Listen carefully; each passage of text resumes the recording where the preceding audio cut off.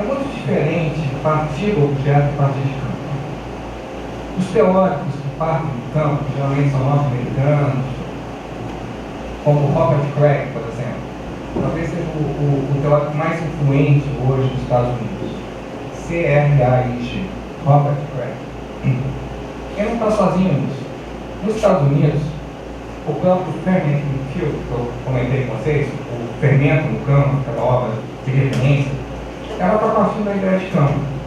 Quem parte da ideia de campo tem um programa de reunir coisas que existem e tentar, de certa forma, juntar tudo que existe. Então, por exemplo, se alguns programas ou alguns congressos trabalham com feminismo, então o feminismo é a teoria da comunicação. Certo? Não vai ter uma crítica se é ou não. Se alguns programas trabalham com a ideia de que o corpo é meio de comunicação, então o corpo é meio de comunicação. Eles aceitam tudo que existe e não fazem essa crítica. Então, eles funcionam no modelo do quebra-cabeça. Tudo que foi dito sobre comunicação deve se encaixar e formar a figura do campo. Tá certo?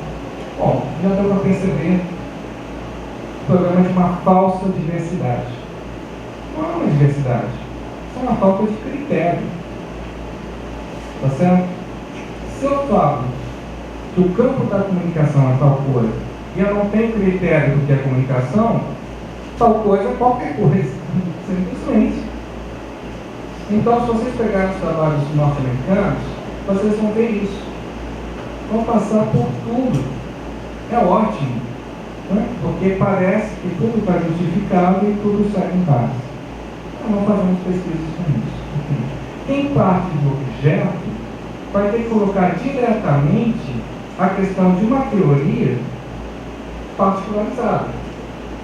Uma teoria diferenciada em relação a outras possibilidades. E aqui não é tão difícil, gente. A tradição de ciências sociais resolveu isso de uma maneira, acho que muito interessante. Por exemplo, que faz uma teoria da comunicação ser teoria da comunicação. Vamos lá.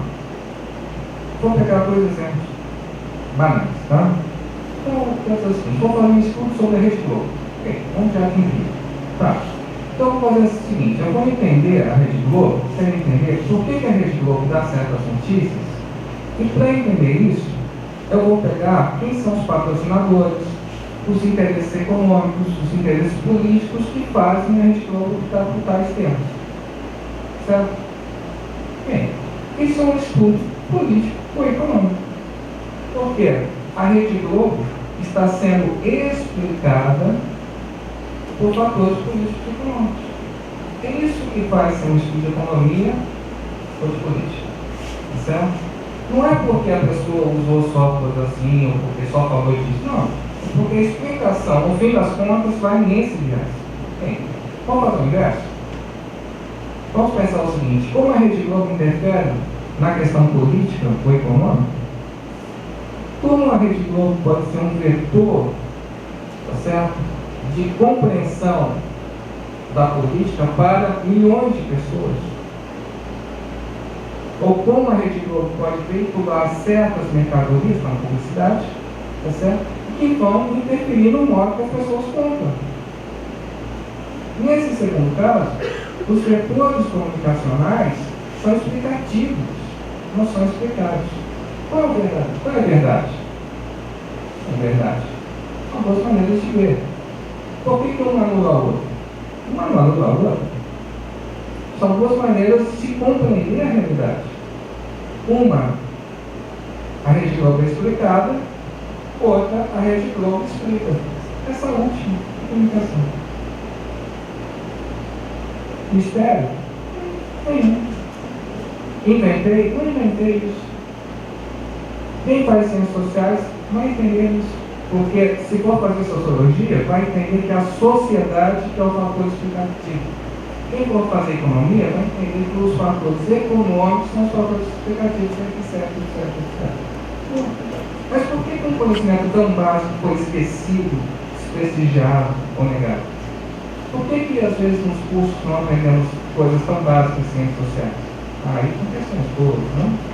Aí entra a tal ideia de maturidade da ciência, né? Entra a ideia de interdisciplinaridade, entra a ideia de modelos focambulescos, né? Que vão tentar trazer a complexidade para dentro da teoria. Né? Eu sempre digo, né? Olha, a teoria não pode ser mais complicada do que o mundo, é só não presta para nada. Né? A teoria tem que ser menos complicada que o mundo para poder entender o mundo.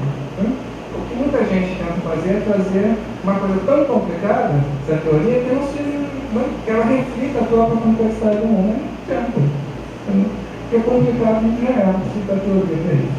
Eu preciso de chaves de leitura. Se essas chaves de leitura são pertinentes, se elas são realmente consistentes, bom, vamos ver isso através das confrontações entre teses e o real, que é a questão da empírica, tá certo? Vamos partir de um lugar, né? E vamos partir da conclusão. Né? Então, é uma questão relativamente simples, tá certo? O que eu acho interessante nela é por que ela foi esquecida, por que esses modos foram, né? Esses modos de compreensão, né? da teoria, da própria teoria, tá certo? E das disciplinas, é tão atacado ou foram esquecidos, eliminados dos nossos ensinamentos práticos. Né? Isso fica para a gente tentar entender. Né? Pois não? Deixa eu explicasse melhor isso, esse seu pensamento, porque eu não sei se eu estou claro para mim. Quando o senhor coloca que a tecnologia é explicativa, a televisão seria explicativa, não é explicar. Eu sei. O senhor coloca a tecnologia no centro desse, eu não gosto de chamar de campo, né?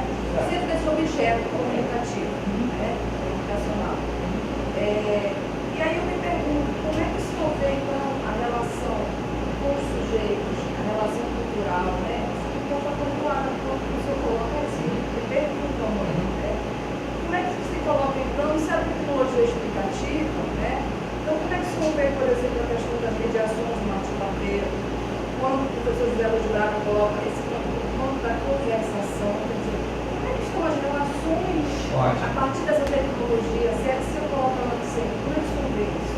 Então, trazer para o centro a tecnologia significa entender que os meios de comunicação são tecnologias. Ok.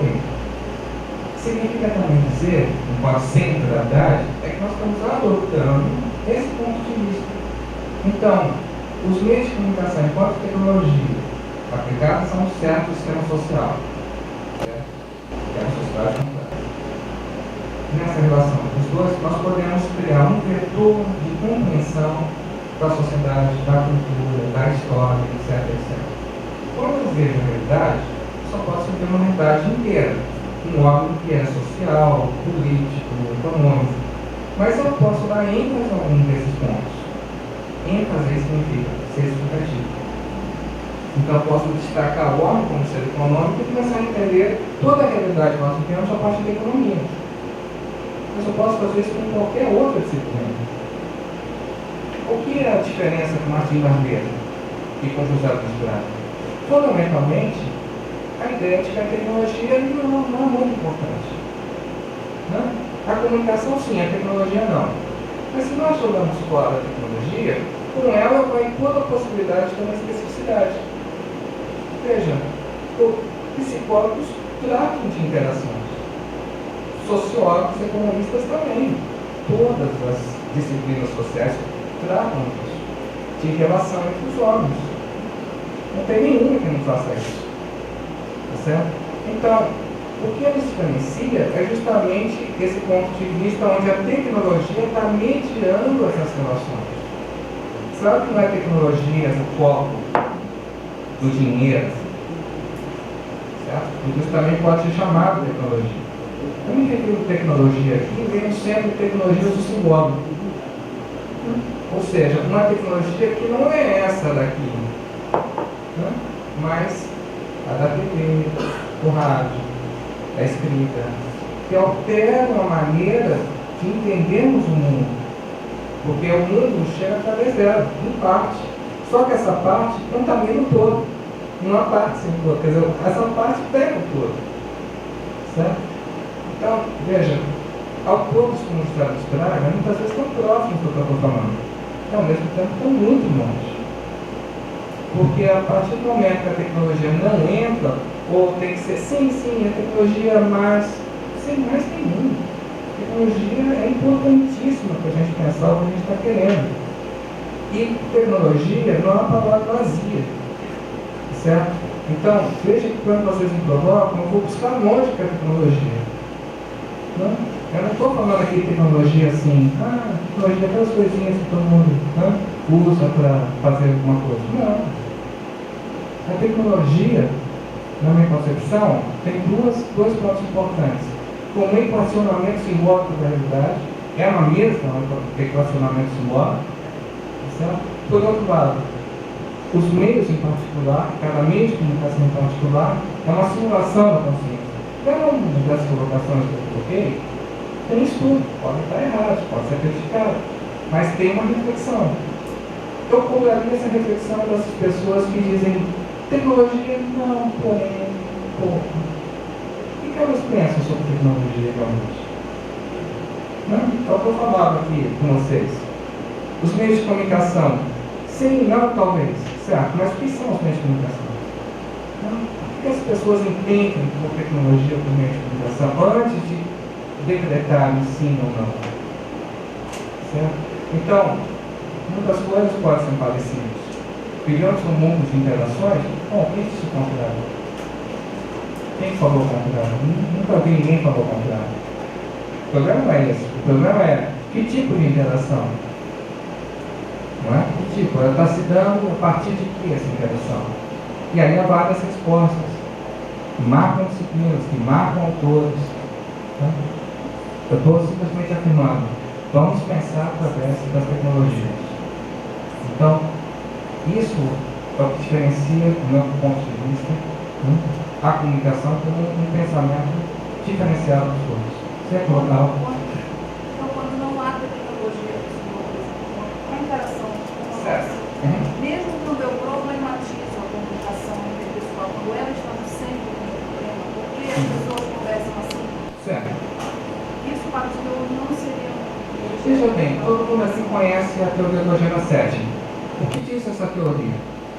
Que as conversações são pautadas por algo que está no meio de comunicação, jornal, TV, rádio. O que ela está dizendo? Está dizendo, mesmo quando eu acho que eu estou falando, sem meios, o meio está presente. Aí é um exemplo, numa teoria bem conhecida, de como essa barreira tecnologia ou não tecnologia não funciona para nós. Não é que não exista, é que não interessa. Ó, se vocês quiserem entender isso, pega um livro do Hagel, Eric Hagel, que chama, tem em espanhol, chama-se, o último livro que ele escreveu, As Musas Aprendem a Escrever. Musas, né? Então aquilo que nos transportava para o passado. É que uma história começa a ser escrita. O Hagel, ele fala o seguinte: não existe mais, começa por isso, não existe mais a possibilidade de uma oralidade pura. Quando perdemos essa oralidade pura? Lá quando inventou isso, quando se inventou isso, não foi agora. Então, por quê? A oralidade pura significa quando as pessoas não tinham a escrita. A partir do momento que tem escrita, e analismo, uma coisa muito interessante. A escrita é a possibilidade de você ver a palavra. Quando você vê a palavra, ou seja, ela se transforma numa realidade fora, externa, você começa a analisar a palavra. Então você começa a ter uma maneira de pensar sobre a palavra. E esse pensar sobre a palavra altera a nossa relação com ela. Aparece gramática, aparece sintaxe, aparece vocabulário, aparece enfim, semântica, aparece um monte de coisa que você não podia fazer ou faria com muita dificuldade se a fosse algo exterior. Então, um exemplo interessante, antes de entrar no assunto, de como os meios de comunicação alteram completamente nossa relação com o oral. Tá certo? Não foi agora no século XX, XXI. Isso já acontece desde o aparecimento da escrita. Essa ideia de que nós temos uma oralidade talvez diga respeito a algumas circunstâncias, algumas regiões onde as pessoas realmente não tiveram contato com a escrita e nem com pessoas que têm contato com a escrita. É que você vê que uma coisa está tão difícil. Porque não basta você não ter, você está se relacionando com pessoas que têm. Isso muda tudo. Então, indiretamente, você recebe também essa influência. Certo? Então, eu posso desligar a TV, mas as pessoas que vivem na sociedade estão assistindo. E eu estou me relacionando com elas. Então, de certa forma, a TV chega até mim. Eu falo isso até por experiência pessoal. Já fiquei muito tempo sem TV e as pessoas falavam de coisas que eu não entendia nada. Até o momento que eu comecei a entender, quando eu não entendo, é porque é coisa da TV, não posso entender. Mas enfim, parênteses.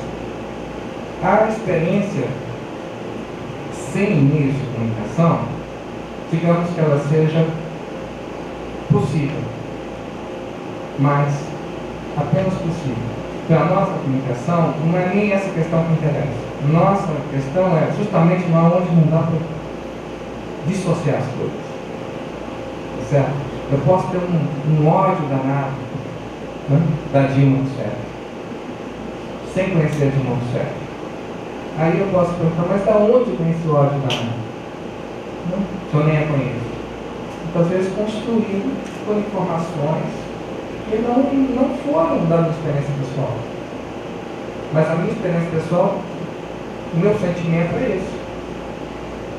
Certo? Então, não há uma divisão nítida, ou clara, e não interessa para essa divisão, porque essa interceptação, esse crescimento orgânico do tecnológico com a sociedade é que está marcando já o estudo, que sociologia, psicologia não está tratando.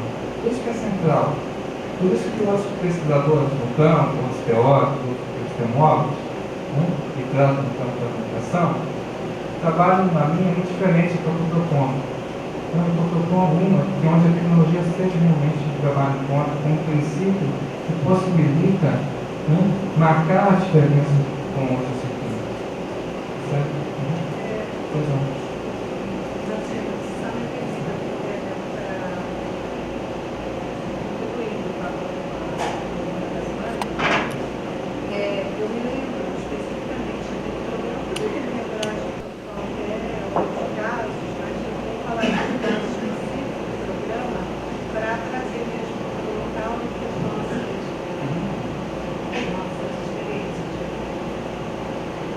Tinha uma aluna que fazia um trabalho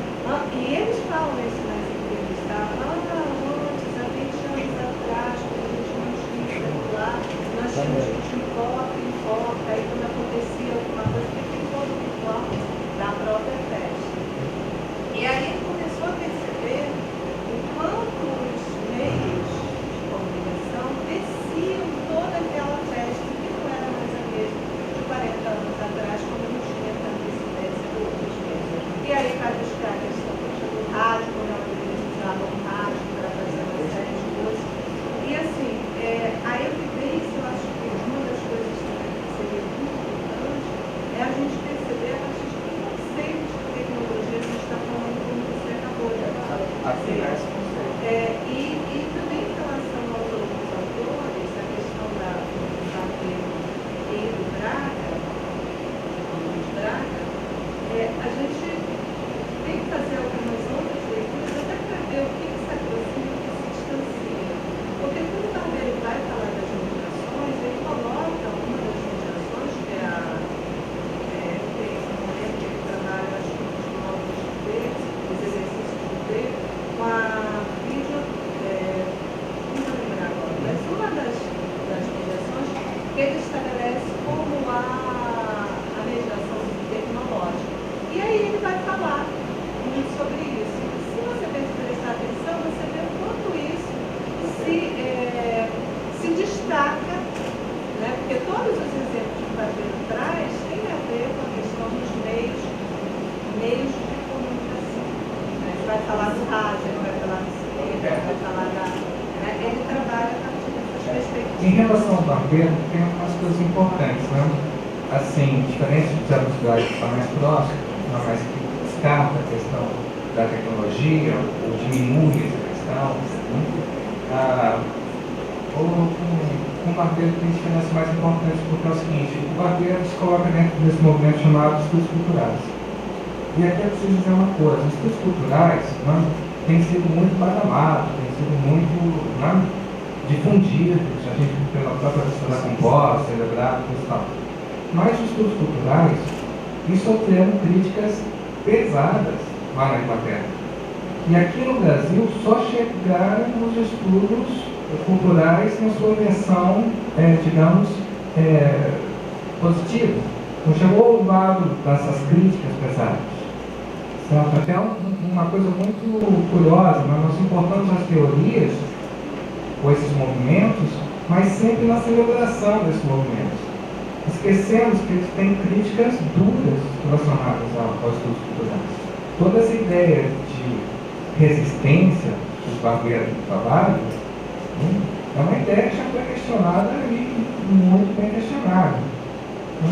Então, eu não estou falando de gente de direita, não. Estou falando dentro da própria esquerda. Não vamos pensar que é simplesmente uma questão, mas o pessoal de direita, não. O pessoal de esquerda, quer dizer, na mesma orientação ideológica, certo? Então, essa crítica não chegou aqui. E ela tem mais de 20 anos. Certo? Não chegou. Então, o que está acontecendo? Porque nossos acadêmicos, nossas editoras, nossos circuitos, não passam também as críticas, certo? Passam apenas um lado da coisa. Já é uma questão interessante. Agora, em relação... Você leu aquele livro da televisão que fez? Qual? A televisão que fez? Quem fez? O nome do livro é E a Televisão Se Fez. Não vi. Você vai encontrar uma das únicas críticas contundentes aos estudos culturais que eu vi quase não vi na época. Quero depois pegar essa referência contigo direitinho. Até passo algumas também que eu tenho aí da crítica, trocar um pouco essa bibliografia. Em relação ao Barbeiro, o que ele chama de mediações, parece explicar tudo, mas ele parece não explicar também o que é mediações. Mediações muitas vezes entram ali, eu vejo como sinônimo de fator.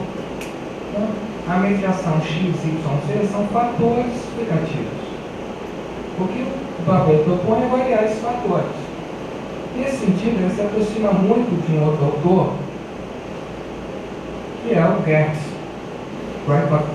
um antropólogo.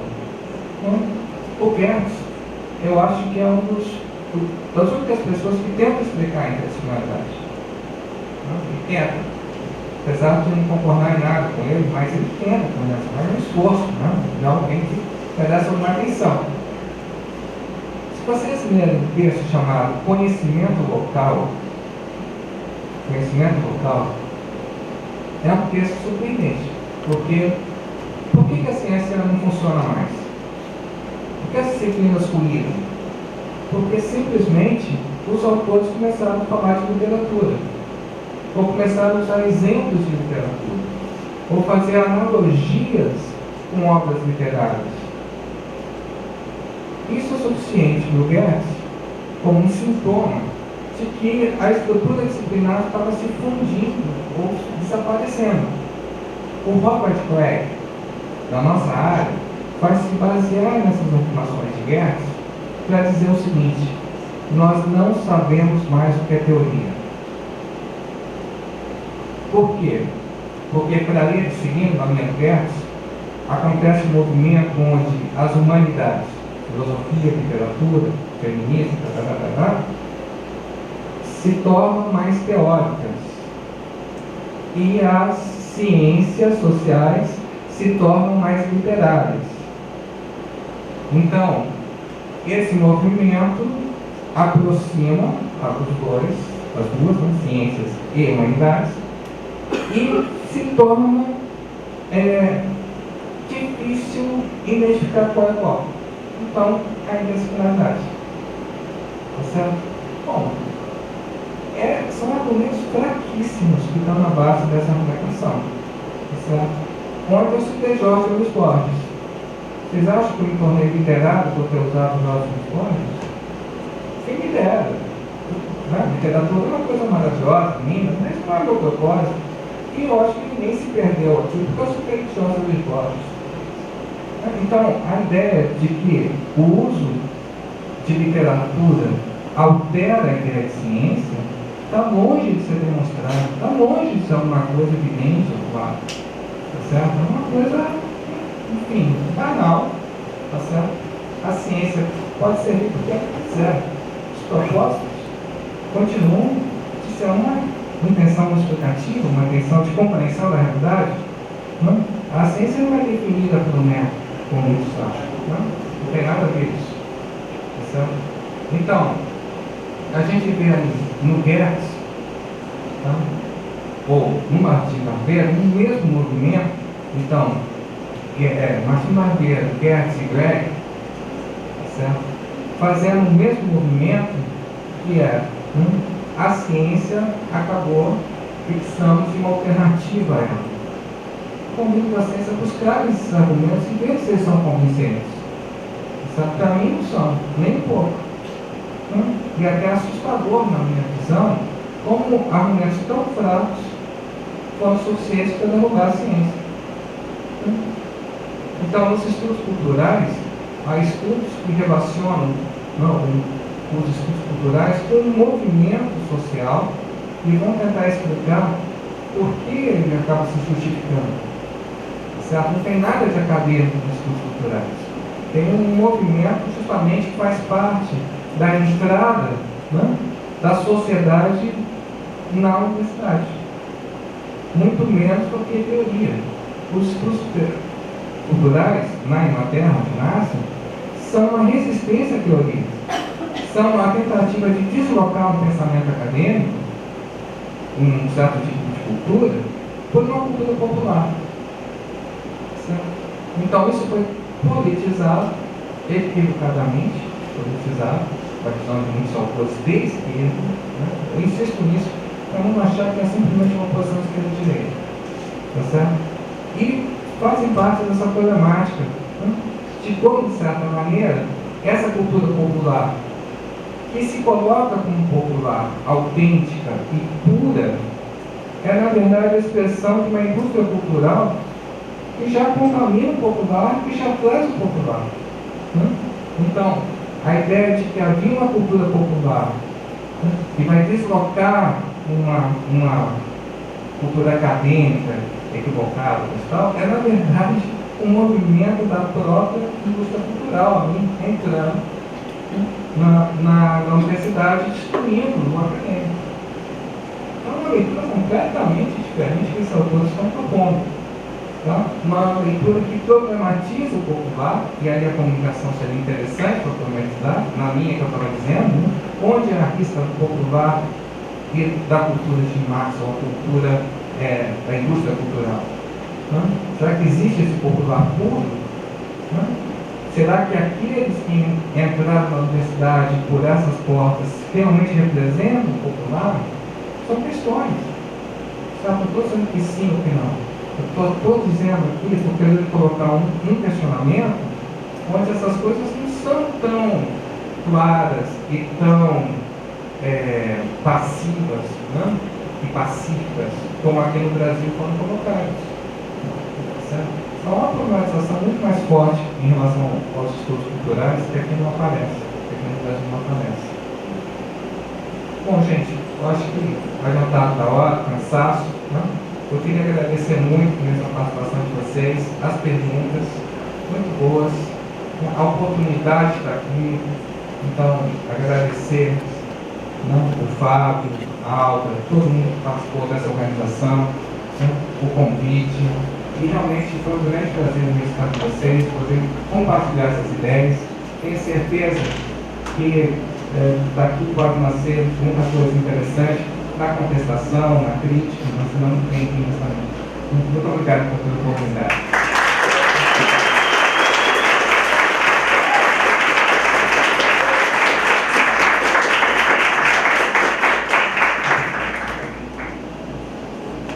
No nome do programa, nós gostaríamos de agradecer a presença do professor Martinho, que foi extremamente produtivo, agradecer a alunos, professores do programa, alunos da UNAMA, professores da UNAMA que estão aqui participando com a gente, egressos do curso, tá? Pessoal de Santarém, que veio especialmente participar do curso do professor Martinho.